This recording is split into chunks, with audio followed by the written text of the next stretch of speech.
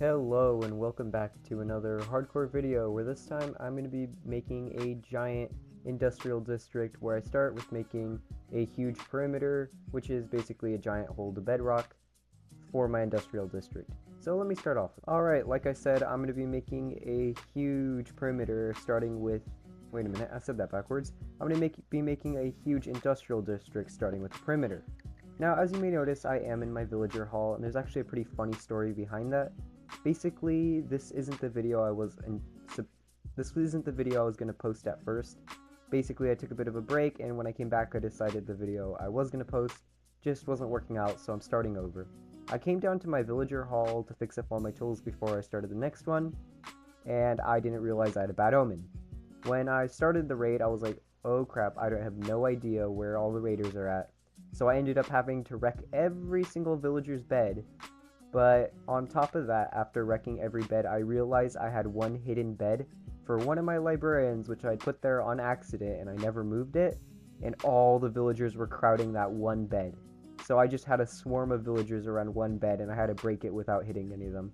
So that was fun, and I just realized I'm still wearing my speedrunning skin, so let me change that. There we go, back to the normal skin, and now I'm going to find a nice area pretty far away to start an industrial district, because obviously I don't want to generate too much lag.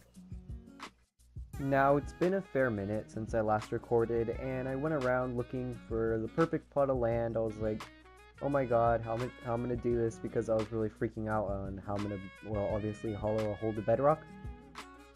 And then I realized, well, I don't need to do that. I already have a preset place that has perfectly functional for farms, is already standing like this. I just realized that there's a drown trying to murder me. But it's perfect for the situation I'm in, and I have to do no mining. I think my game just crashed, never mind. And, well, this place, of course, is my meat farm. The very first farm I designed by myself, and I did all of this for it. As you can see, there's a huge hollowed area. Ignore those sand lines, I'm about to drain that river, so obviously I need sand lines to do that.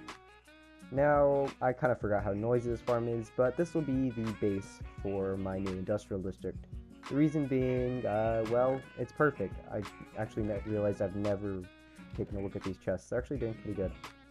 So I decided this would be perfect because it's already spawn proof. Literally nothing can spawn except for on those outer edges. I completely forgot to do that, and I'm gonna have to fix that later. And I need to hollow out this river, but other than that, this area is quite literally perfect. So I think this will be actually my place of choice to start the farm. Industrial District farm. Man, I gotta learn how to speak English. What a loser. Leave is the basics of a farm. I did miss a little piece of water right there, but that can be fixed. I think I am gonna leave a couple of these ponds. I don't need to remove everyone. I just needed to remove the big lake. But other than that, I'm pretty much done here when it comes to actually changing the land and lighting up the area. The sort of like pre-industrial district things I had to do. So now I think I'm gonna build a few farms. Well, the farms I'm going to be building aren't going to be like your average farms. They're going to be, well, my design, and they're going to be farms I've already built in the world. The reason I'm building them in this video is obviously because, well, I've already built them in other videos, so I'd like to get them in this industrial district, but not have them have their own video, if you know what I mean. So, the first farm I'm going to be starting on is my personal favorite type of farm, and I actually have to build a farm from scratch for this one, so I'm going to start work on that. Alright, so here's the farm I ended up building. As you can see here, the golems spawn, and as per usual, they fall into a kill chamber. I made it particularly wide because I was hoping I might be able to double-side it. I haven't tested that yet, but it might work. I mean, this is just because this is my test world and mobs spawn like crazy. This would not be an actual byproduct of the farm. And as you can see here, I have a bunch of cats, and that's just because, well, I don't know if you know this, but iron golem farms also spawn cats. But if you have 5 cats near the farm, then the farm can no longer spawn cats, meaning every time it tries to spawn an entity at the village, it'll spawn a golem instead of a cat. Now, initially I thought I messed up and something had gone wrong, because I wasn't seeing any golems falling or dying, but that was because I was working over in the back, which I'll show you in a little bit. But it turns out the farm was working, it's just they fall from such a huge distance, their audio gets cut out, and I can't hear them dying. That's why it was throwing me off. See, he's down there, he's dying, I just can't hear him. And as you can see, it's actually really quick. It's spawning them like no one's business because of the drop. This is 32 blocks above the air, and there's a little villager pen over here. This is not, these buttons are not necessary. I thought golems were spawning in here, but then I realized those are half slabs, not full slabs. And the only reason they were spawning was because I forgot the row back here. Now, I am experimenting with something. I have the villagers in their beds. I think this is what's helping efficiency, but I made this. This is obviously a bit silly and not exactly the most efficient, but basically every couple seconds this slime bouncer launches the zombie into the viewing stage of the villagers. They go crazy and they spawn a golem, and that's kind of what gives the farm its quick pace. So I think that's a nice funny little, I guess, detail you can put in, and it's just silly. I really like it. So I probably will be having this in my industrial district. I might be able to compact this a bit. If I look at the redstone circuit, I'll be able to compact that, throw that under there, change this up, but this is pretty much the farm. One last thing I want to try is I want to try double-siding this, so I'll get to that. Test, another village doesn't break the farm, and the reason is, I don't know if you knew this, but basically how villager AI works, 20 villagers is a village. Once you go over that number, it becomes a separate village, so technically speaking, these two are two separate villages, meaning that from here to here and from here to here are different villages, meaning that a golem can spawn here and a golem can spawn here, but they'll be from different villages.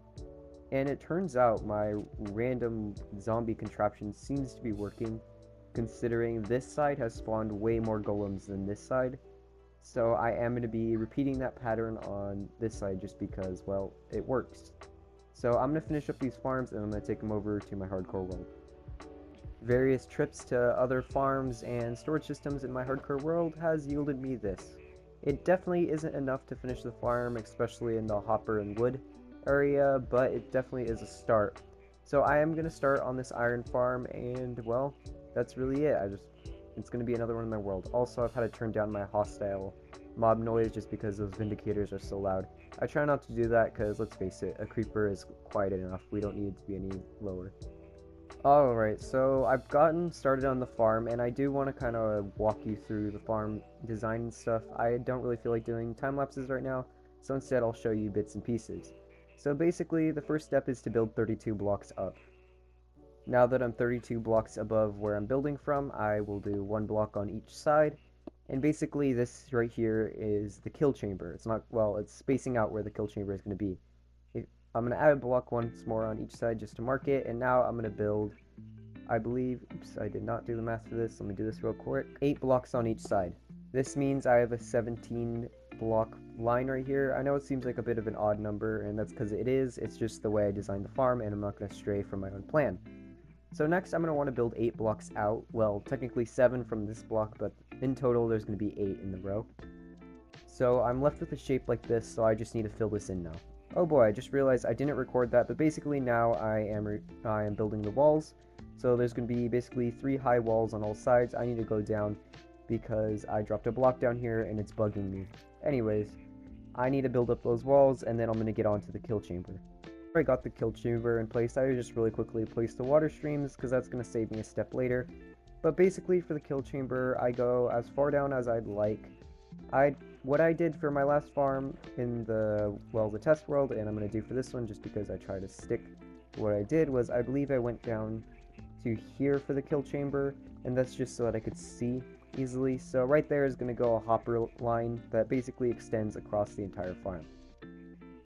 It was at this point that I decided to stop recording audio clips just because, well, the vindicators were getting too loud and it was really starting to get annoying on the videos. So I decided just to come back later and, well, obviously record my audio. So I started on the kill chamber. It's pretty basic. It's just a row of hoppers, and on top of the row of hoppers there's a row of signs, and on top of the row of signs there's some lava. I was able to organize it so there's only 3 buckets needed, otherwise I would have needed like 4 or 5. But now it's time to start on the really painful bit, which is villagers. And to anyone who has ever played Minecraft, you know it's painful. These things are the single most annoying things I ever had to deal with. But anyways, I have to transfer 2 of them, well, technically 4 of them into the farm, and get ready for that. Work on the area for the villagers, first placing down beds and then job site blocks. And then after that, I'm afraid there was no procrastinating. It was time to go get the villagers. Now, before moving the villagers around, I thought it'd probably be a good idea if I built both sides, So I did. I started with pretty much the same pattern. I just placed the beds down, then I built the rooms the villager was supposed to go into, and then I put the fletching tables down.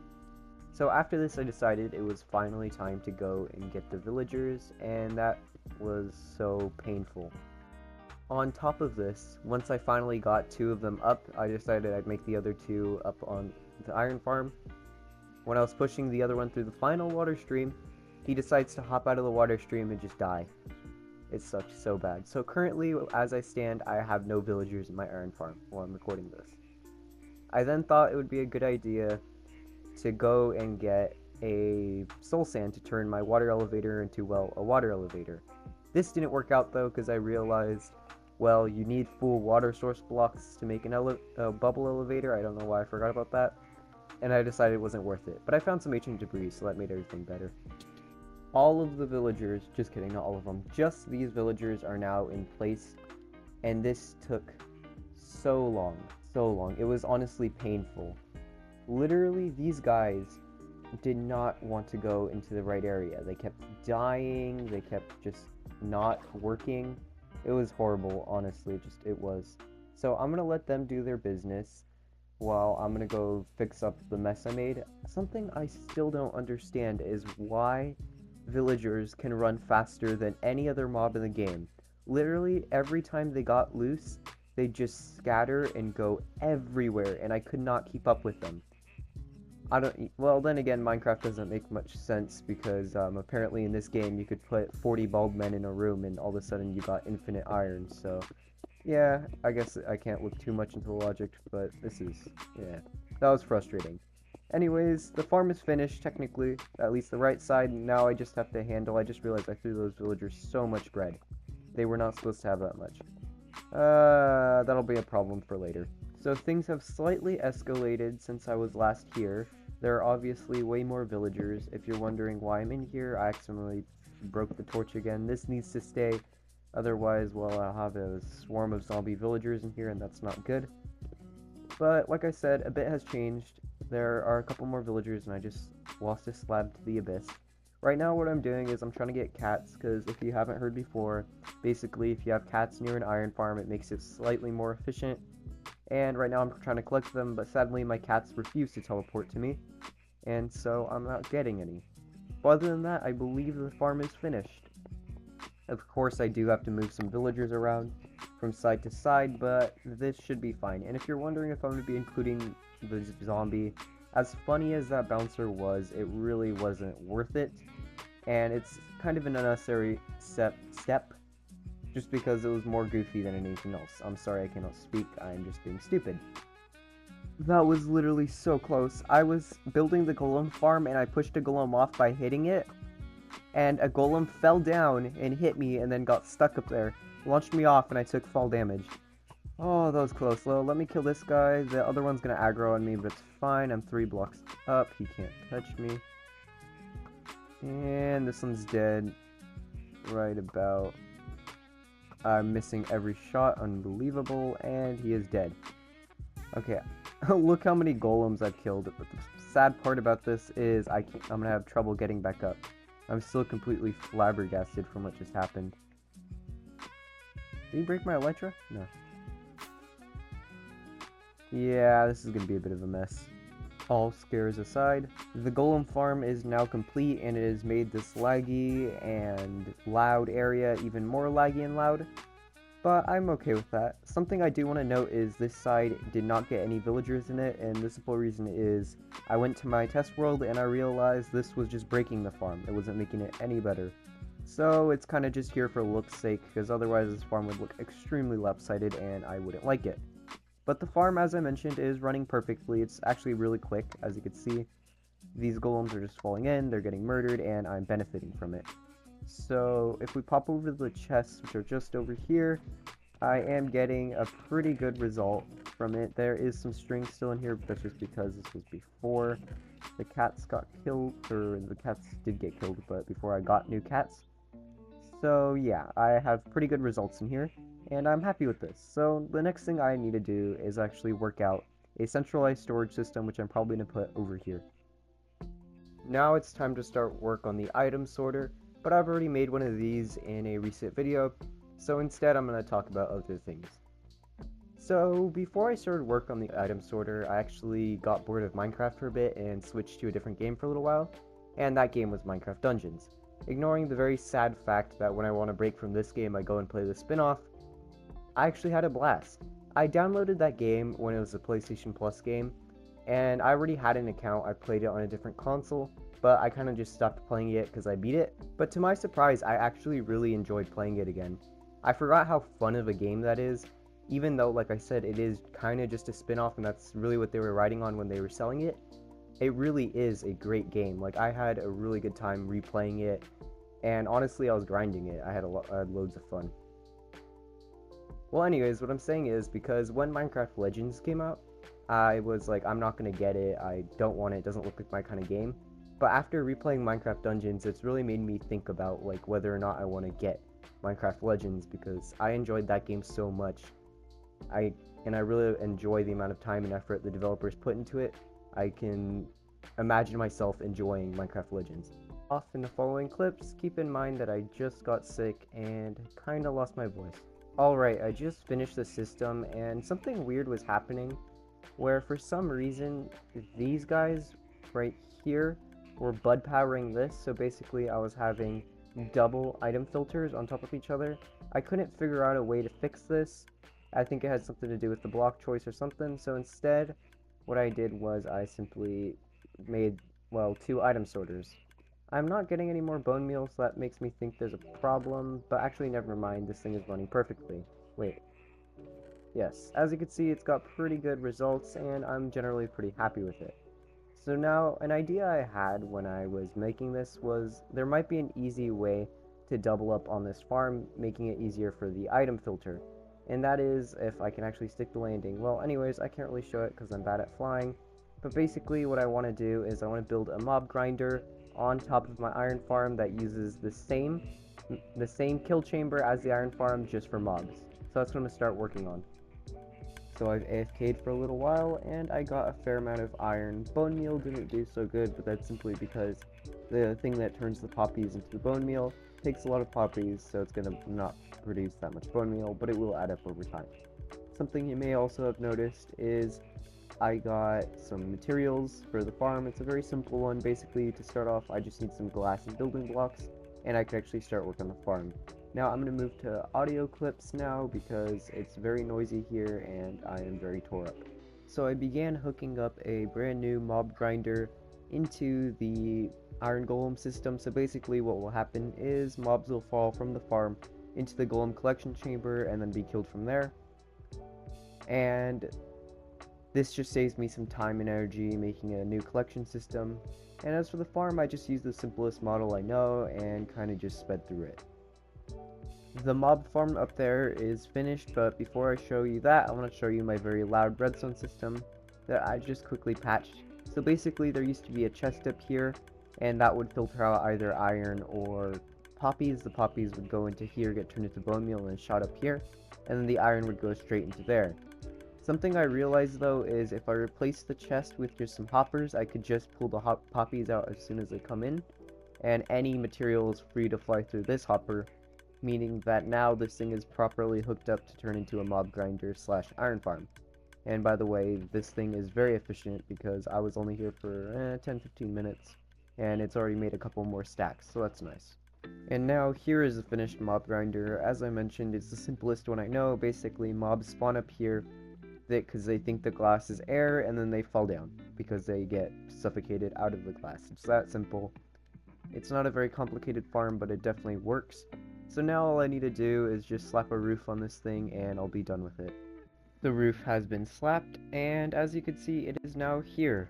I have a roof, and that means this farm down here should be working. This one, yep, it is all dark in there, meaning it will be operating in a little bit. So something else I did in between clips, sorry I'm kind of inside what was supposed to be the other half of my iron farm, but something that sort of happened in between clips was down here. I just added a few more items to the item sorter. Sorry, I cannot fly well, but basically I added a just basic mob drops. So I have like zombies, skeletons, creepers, spiders, and then of course more spiders, and then around here I have a couple more hoppers that just have room for items to be sorted out, and so that's basically all I've been up to. Now normally I would continue on to a rather large AFK session, but sadly I'm gonna have to end the video here, and that's just because I simply do not have time for a large AFK session. At the time of this recording, it is a day before the video has to come out, and so I'm cutting it extremely close, so I'm just going to clean up some stuff and then start editing, so sadly there's going to be no AFK session, but just take my word for it, these farms are efficient. These are pretty much the same ones I've used over at my mob grinder over there. So just like that, I start wrapping up the area, and sadly, yes, the video is now over. I do hope you enjoyed, and if you did, please consider liking and subscribing. And join me in the next one, or previous, I don't know. That is all I have for today. Thank you for watching.